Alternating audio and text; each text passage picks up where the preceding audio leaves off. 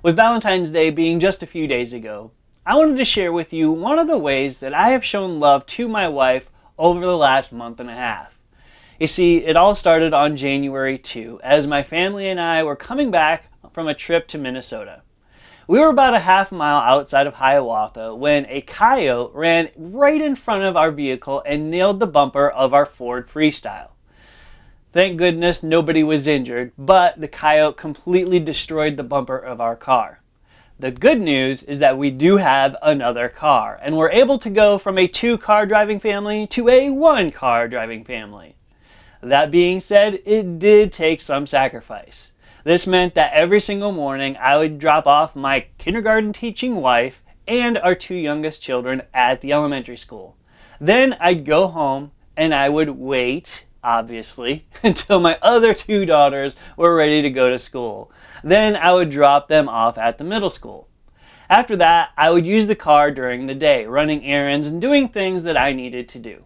Then, when I was done using the car, I would bring it back to the elementary school and walk the 650 yards in the bitter cold all the way back to our house. I did this so that my wife wouldn't have to do that walk by herself.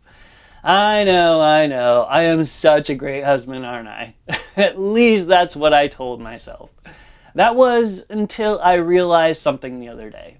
You see, that 650 yards or 0.37 miles that I would walk is the same distance that someone else walked for me 2,000 years ago.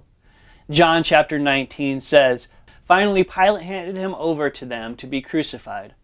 So the soldiers took charge of Jesus. Carrying his own cross, he went out to the place of the skull, which in Aramaic is called Golgotha. There they crucified him."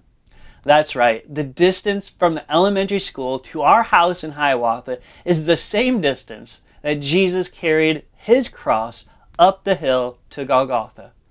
Not only did Jesus take that trip for me, but he did so even after being beaten to a pulp and while carrying a cross that at minimum weighed 80 pounds.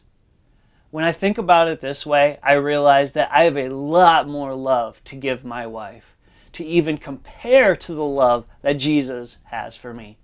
And when I think about it that way, 650 yards in the freezing cold doesn't seem all that hard.